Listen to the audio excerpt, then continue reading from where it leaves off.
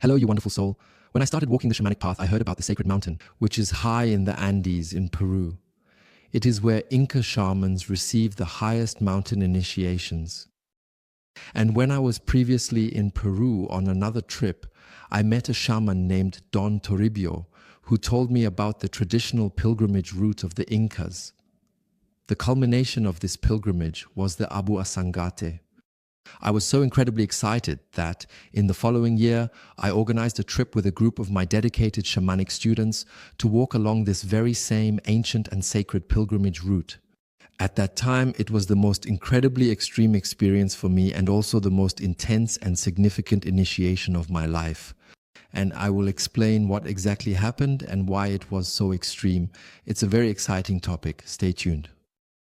My name is Ralph Riedel.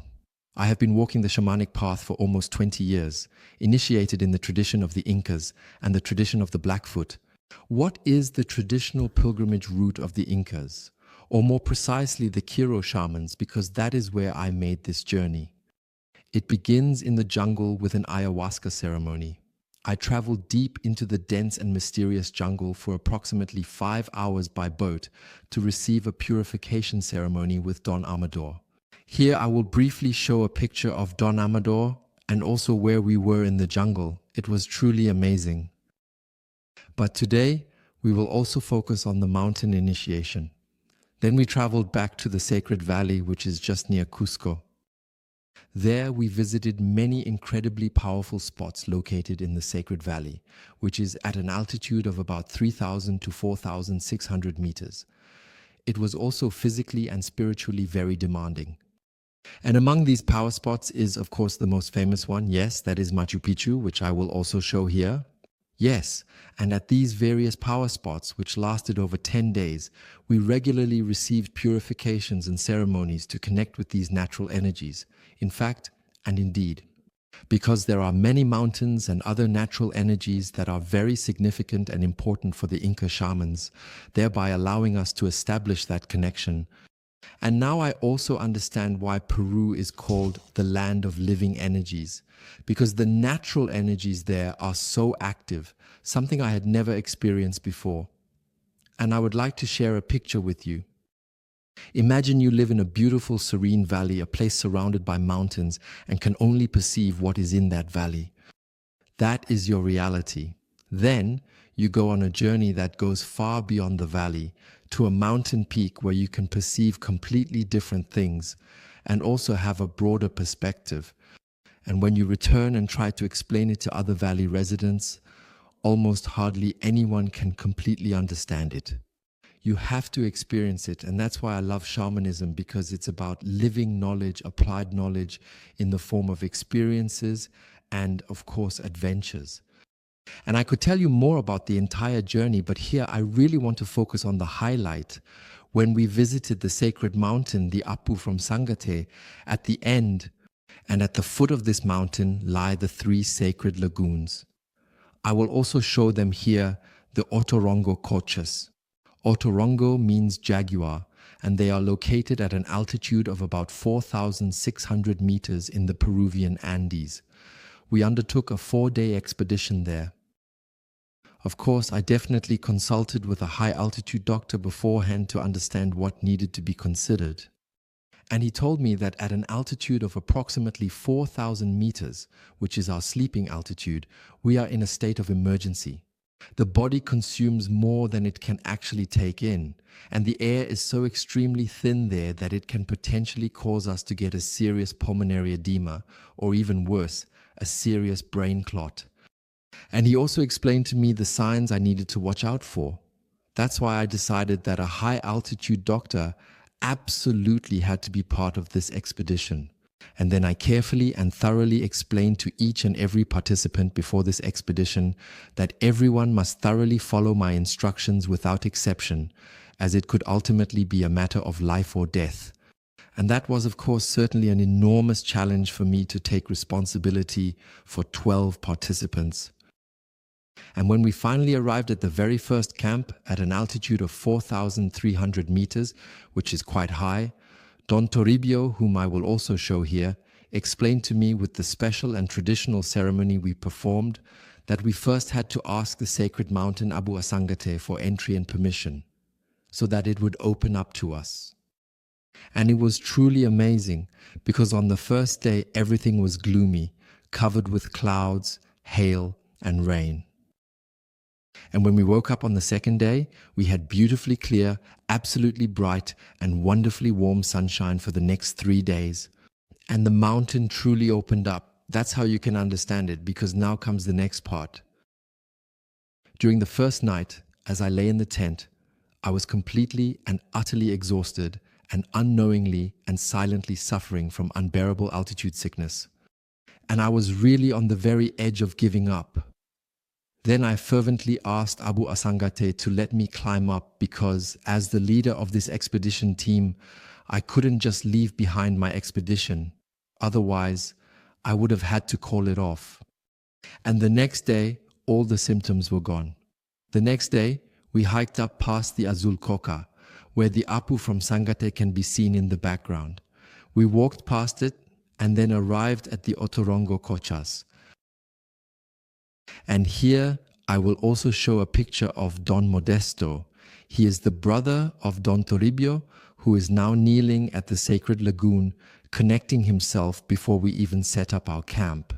Yes, and it was really incredibly beautiful there. And within the next 2 days, we received the Hatun Abu Karpai, the high mountain initiation ceremony from Don Toribio, a spiritual leader. And that was at an altitude of 4,600 meters. When I received this initiation, my perception opened up and I intensely felt the energies of nature, the nustas as they are called, which are the female water beings there, connected to the kochas, these lagoons. And also the truly powerful presence of the sacred mountain, the Apu Ausangate, which incredibly and majestically watched over us. So it was really a feeling of being embedded. Truly, I could absolutely speak with this being at that time. It was an incredible, incredible experience for me. Why is it so important to receive these initiations and connections to these natural energies? Because you also learn how to work with and understand the different types of these energies in the shamanic sessions. In addition to my initial advice, I also provided the participants at the event with a valuable tip. I suggested that they consider holding their sessions in the mountains. This would allow them to work with the unique and powerful energies of the mountain environment. Because once you have that connection up there and have accessed it, you can also, in fact, tap into these energies during sessions when you are back in Germany. Because energy is, indeed, space and timeless. The Otorongo Cochas, also known as the Jaguar Lagoons, consist of 3 different lagoons. The male lagoon, which is a beautiful and serene place. This is the picture of Don Modesto that you saw, a female lagoon, and the child lagoon. Yes, and these lagoons can help you to release old entanglements and attachments, to free yourself, and with the help of these lagoons to be reborn at the end as a child of Mother Earth in the womb of these sacred lagoons. And in another ceremony, we were also purified with this sacred water. And I also gave the instructions that anyone who feels really good and can perceive a deep connection with these lagoons can even go into the lagoon and bathe in it. Here I will also show a picture of myself in the lagoon. It was truly indescribable. And I emphasize again, you can imagine at an altitude of 4,600 meters, how cold this water must be and of course, how the body works. It is very exhausting. But the amazing thing is that if you really attune yourself and prepare, by focusing your mind and body, the essence of the lagoon, which is a mystical and serene place, will open up, making it possible to enter and cleanse yourself thoroughly without sustaining any physical harm or injury. Yes, and on the last night we concluded with a fire ceremony. I would like to show a picture here as well. I took many pictures at night with the fire at Apu Ausangate. Here we have the fire, of course, and the whole region. Because I made the effort to go a bit further away to see everything in its entirety. It was so incredible. The most beautiful experience I had in 2001. You can imagine we were sitting in front of the fire and it was pleasantly warm in front of the fire. And on our backs we had icicles because it was very extremely freezing cold, so cold. It was minus 10 degrees. And because of that, when we went to sleep, we had to put hot water bottles in our sleeping bags. Otherwise, you couldn't raise your own body temperature. That's how cold it is at such an altitude. So it's really not 1,000, but every individual participant really handled this journey exceptionally very, very, very well. Every participant even went into the lagoon. So it was wonderful for me to experience that as well. To delve even deeper into Inca shamanism and practices, there are also great Inca shamans in the region. This also includes Don Manuel Kespi, who is so highly developed and so intensely connected that he could speak with the mountain beings, some of whom even physically manifested before him. He was truly remarkable in his abilities.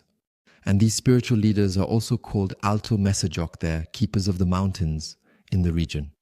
And there are indeed very few who are truly so advanced that they are exactly at this level. And Don Toribio once explained to me that the true path of the shaman there in the Andes involves a great trial at some point, where he must spend a night on the summit of the mountain to be able to withstand the energies there and stay centered. And if you survive, you have passed the test. And if you don't survive it, it's clear that you didn't pass. That's how extreme an initiation can be there. It can decide between life and death. Yes, and unfortunately, Don Manuel Caspi has already passed away, but Don Toribio and Don Modesto were with him multiple times in the mountains, and together they experienced the appearances of the mountain spirits. And that has always fascinated me because other great teachers who are very well known have also learned from him, that is from Don Manuel Caspi, where both Don Toribio and Don Modesto have learned. Yes, and it is and was, of course, a great honor for me to be able to experience that. Yes, as it was for all the other participants, because everyone told me at the end that it was the journey of their lives. An unforgettable journey with so many extreme, intense impressions that the time we spent there, 15 days in total, felt like 2 months, including the 20 days of travel. It can be that truly intense if you truly allow yourself to open up to it. This living knowledge naturally and effortlessly flows into my work as well. If you enjoyed this video, feel free to forward it to others or share it. And if you want more insights or a glimpse into my daily routines, just follow me on Instagram @2000dine.